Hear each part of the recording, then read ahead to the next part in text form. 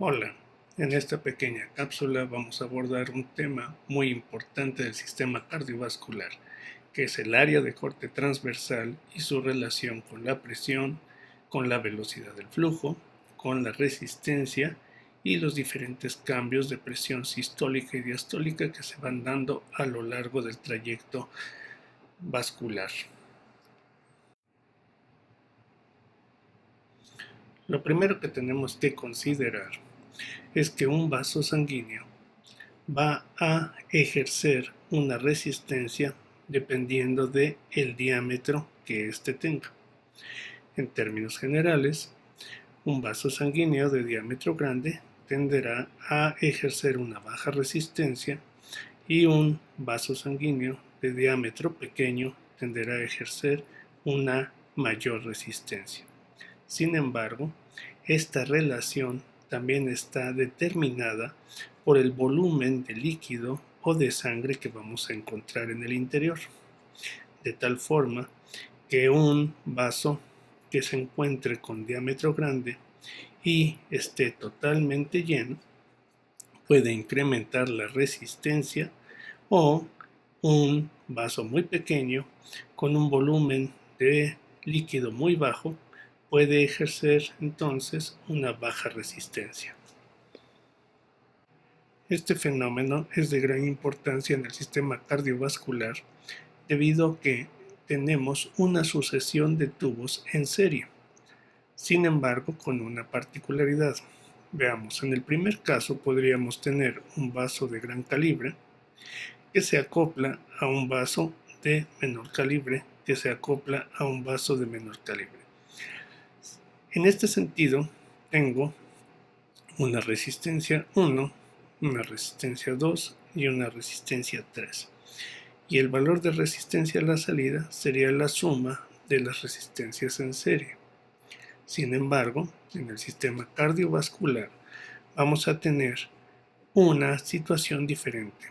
Un vaso de gran calibre se va a bifurcar en dos vasos de un calibre menor, y a su vez vamos a ver una bifurcación de estas extensiones hacia un calibre menor, y así hasta llegar a bifurcaciones muy pequeñas. Llegaríamos a una bifurcación cada vez menor de vasos, que en el caso del sistema cardiovascular corresponde al lecho capilar. En este sentido, vamos a ver, en los vasos de gran calibre tenemos un diámetro, ejerce una resistencia, sin embargo contiene un volumen de sangre.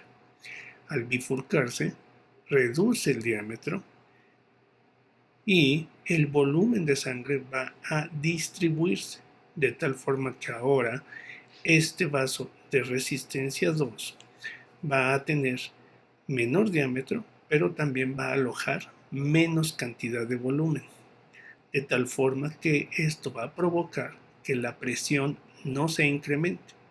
Muy al contrario, la presión va a empezar a disminuir.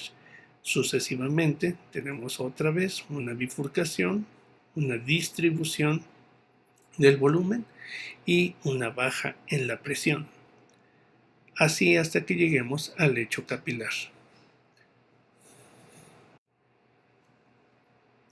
En este sentido, si observamos el cambio de presión conforme se va ramificando nuestro árbol o nuestros vasos, vamos a observar lo siguiente.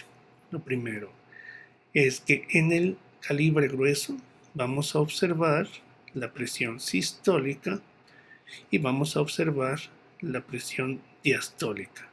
Es decir, vamos a tener una pulsación importante.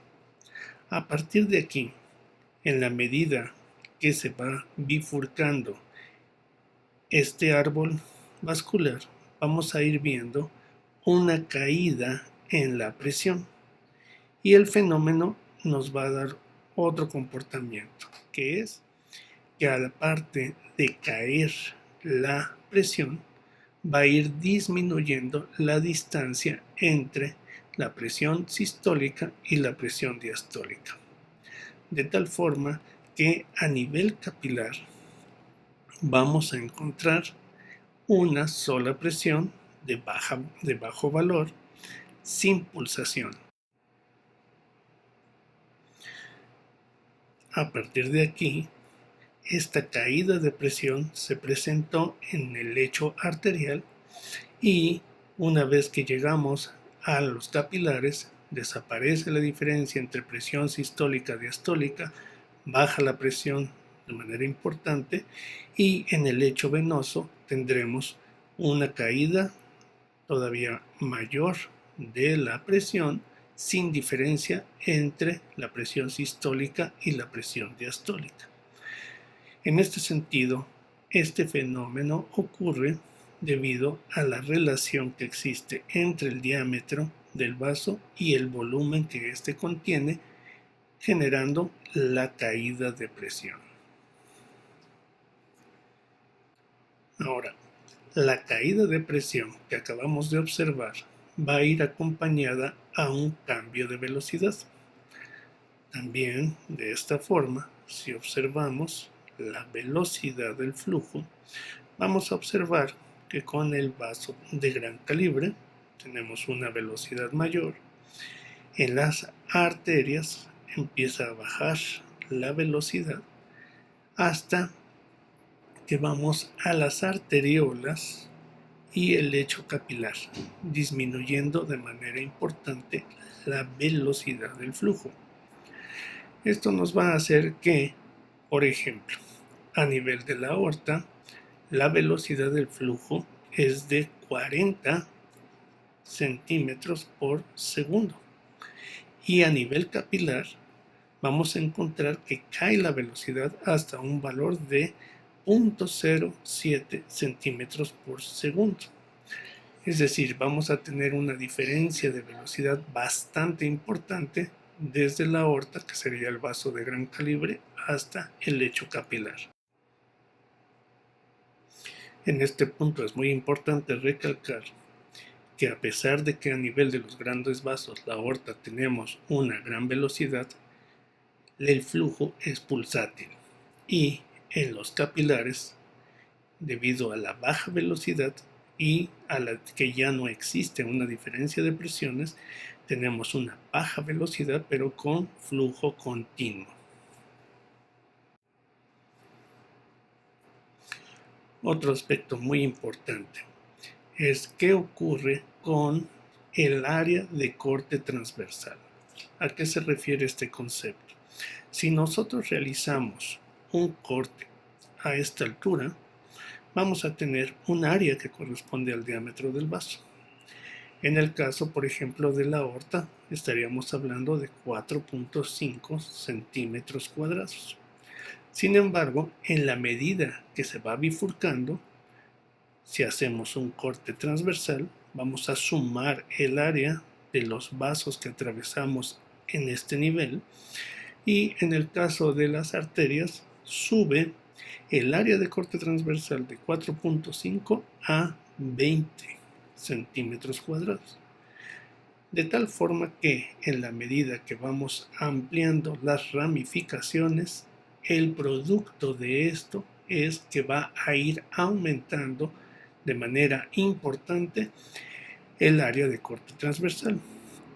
Un área de corte transversal a nivel capilar alcanza los 4.500 centímetros cuadrados. Es decir, lo que estamos haciendo es incrementar de manera sustancial, muy importante, el área por donde se va a distribuir la sangre. Los capilares corresponden a uno de los valores más altos de área de corte transversal. Y en la medida que va también dándose las ramificaciones, vamos a tener un cambio en la resistencia. Generalmente decimos, tenemos un vaso de diámetro grande, ya habíamos dicho que alberga un volumen determinado, y lo primero que vamos a observar es un valor de resistencia bajo. En la medida que va ramificándose este lecho vascular va aumentando la resistencia, alcanzando su pico máximo a nivel de las arteriolas. De ahí que son las encargadas de establecer la resistencia vascular periférica.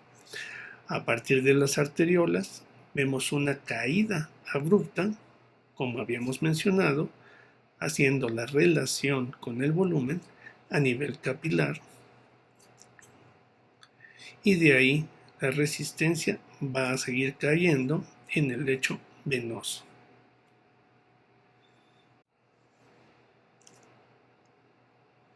Es muy importante considerar esta caída en la resistencia debido a la relación del volumen de sangre que van a contener. Vamos a decir, en el caso de las arteriolas, esta área, que es donde aún tenemos una mayor resistencia, albergan únicamente el 1% del volumen total de sangre.